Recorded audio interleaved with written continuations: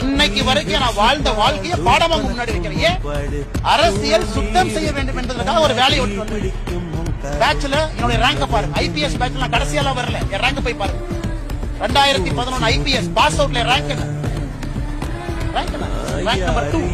அத்தனை பேர் rank number 2ல நீங்க 150 பேர் இருக்கக்கூடிய ஐபிஎஸ் ஆபீசர் இருந்தா இந்தியால எங்க போவீங்க? அது உங்களுக்கு எதற்காக 9 வருஷத்துல விட்டுட்டு வந்தேன்? அது எனக்கு தெரியும். நான் ஏதோ சராசரியாக அப்படியே சேர்த்துக்கிட்டு கல்யாணமா என் மாமனார் கொடுத்த காசுல வண்டி ஓட்டிக்கிட்டு அதுல நிறுவனத்தை நடத்திக்கிட்டு லாட்டரி வித்துலாம் இல்லனே, சொந்தமாக உழைச்சு உங்க முன்னாடி நின்று சுயம்பாக பேசிட்டு இருக்கேன். எந்த காட்பாதரும் கிடையாது, 0 காட்பாதர். அதனால மிக பெருமையா இருப்பேன்.